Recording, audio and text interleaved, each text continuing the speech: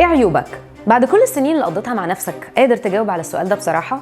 بعد كل النوت بوكس والجورنالز اللي جبتيها قادرة فعلا تحددي 3 عيوب؟ الخطوات اللي جاية هتساعدنا فعلا نحدد عيوبنا بنفسنا ونعالجها كمان بنفسنا لو لسه مش مستعدين لا نفسيا ولا ماديا ان احنا نشوف متخصص. عشان نحدد عيوبنا لازم فعلا نتكلم مع نفسنا. جملة كليشيه مظبوط، مع ان احنا بنقضي وقت كتير لوحدنا، بس قليل قوي لو لقينا في الوقت ده مساحة ان احنا نتكلم مع نفسنا. المساحة دي هي اول خطوة في طريقك انك فعلا تعالج عيوبك بنفسك، انك تكتشف امتى تصرفت غلط وليه تصرفت غلط. اما المفتاح الذهبي اللي موجود في كل حتة وفي كل مكان حتى على الانترنت هي كتب التنمية البشرية.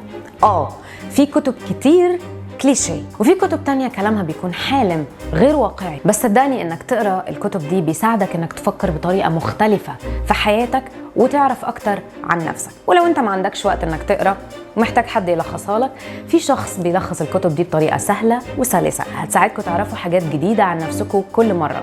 هسيب لكم الرابط بتاعه في الكومنتس. اما الطريقه اللي اعتمدها اغلب رجال الاعمال والمفكرين هي ان هم يعملوا تقييم ذاتي لنفسهم 30 دقيقه قبل النوم كل يوم، بيحددوا فيها اجابات ل4 اسئله. اول سؤال: ايه هو وضعك الحالي او انت فين دلوقتي؟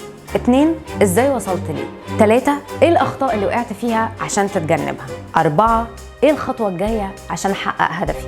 اما ازاي بقى نعالج العيوب اللي اكتشفناها وبنكتشفها كل يوم؟ كلمه السر انك تقسم العيوب الكبيره في خطوات عشان تقدر تعالجها وتحس ان انت بتنجز في نفس التوقيت. يعني مثلا إذا أنت عندك مشكلة إنك بتقضي وقت كتير على موبايلك بياخدك من كل الناس اللي أنت بتحبهم وحتى من نفسك، فأنت ممكن تبدأ تحط هدف: أنا محتاج أستخدم الموبايل 3 ساعات بس في اليوم.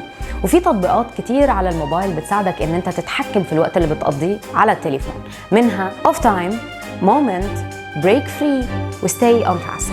كل ما بتفتفت العيوب كل ما بيبقى سهل إن أنت تعالجها وتحس إن أنت أنجزت في آخر الطريق. أما النقطة التانية، ممكن تتعلم هوايات أو رياضات جديدة، ودي بتكون بالنسبة لك زي الورقة البيضاء اللي بتكتب فيها اللي انت عايزه، وبتساعدك أكتر انك تختبر نفسك انت عالجت قد ايه من العيوب.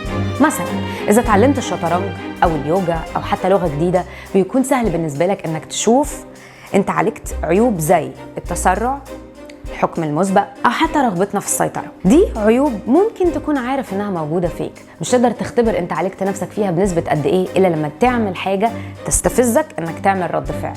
ومن خلال الهوايات والرياضات أنت فعلا بتعمل سيميوليشن للمواقف اللي ممكن تخليك ترد بطريقة أنت عايز تشوف هي عجباك ولا مش عجباك. مستنية أعرف منكم إيه العيوب اللي قدرتوا تسيطروا عليها، وإيه العيوب اللي لسه صعبة ومحتاجين حلقات نركز فيها على العيوب دي. أشوفكم في حلقة جديدة من سبوتس.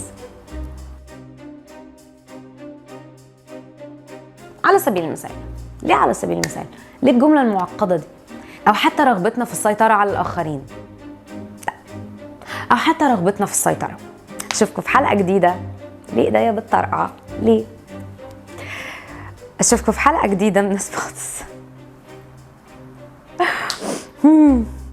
تاني حمدك يا رب، خلصت.